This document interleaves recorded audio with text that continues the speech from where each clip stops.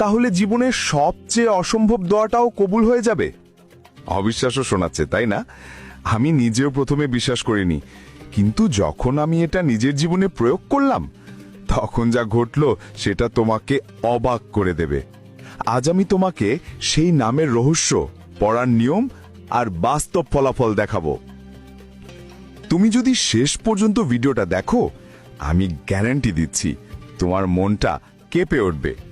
এই নামটি এমন এক গোপন শক্তির উৎস যা শত শত বছর ধরে অনেক আলেম ও অলিয়া কেরাম ব্যবহার করেছেন। একজন দরিদ্র মানুষ ছিলেন, জীবনে কিছুই ছিল না, সংসার চলছিল কষ্টে। তিনি প্রতিদিন এই নামটি 111 বার পড়তেন, শুধু একটাই দোয়ায়, হে আল্লাহ, তুমি আমার রিজিক দাও। মাত্র 7 দিন পর তার জীবনে এমন এক পরিবর্তন আসে, যেখানে কাজ ছিল না সেখানে সুযোগ আসে 3 দিক থেকে। তিনি বলেছিলেন, আমি প্রথম দিনই অনুভব করেছিলাম কিছু একটা বদলে যাচ্ছে। আল্লাহর 99টি সুন্দর নাম আছে, আর তাদের মধ্যে এক নাম হলো ইয়া কাদির, অর্থাৎ হে সর্বশক্তিমান আল্লাহ। এই আমল করতে হলে কিছু নিয়ম মানতে হবে। 1. পরিষ্কার পরিচ্ছন্ন অবস্থায় নামাজ পড়ে বসে নাও। 2. আল্লাহর নামটি প্রতিদিন মনে মনে 111 বার পড়ো, ইয়া কাদির, ইয়া কাদির, ইয়া কাদির। 3. প্রতিবার পড়ার পর মনে মনে তোমার চাওয়া দোয়াটা বলো। 4. কেউ যেন শুনতে না পায়, এটা শুধু তোমার আর আল্লাহর মধ্যে কথা।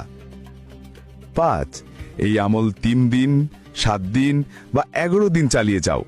তুমি চাইলে সূর্যোদয়ের পর বা নামাজের পর করতে পারো, তবে সবচেয়ে ভালো সময় ফজরের পরের নিস্তব্ধ সময়।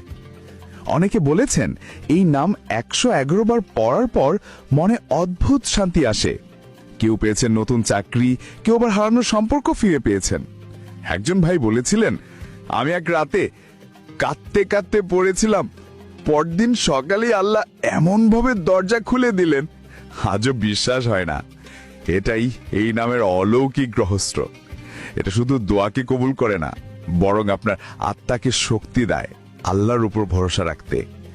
তুমি যদি সত্যি আল্লাহর রহমত চাও, আজই এই নামটি 111 বার পড়ো।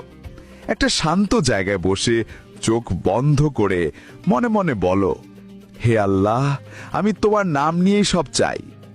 তোমার দোয়া অবশ্যই কবুল হবে ইনশাআল্লাহ। আর যদি বিশ্বাস রাখো, এই ভিডিওটা তোমার জীবনে একটা টার্নিং পয়েন্ট হতে পারে। কমেন্টে লিখো, ইয়া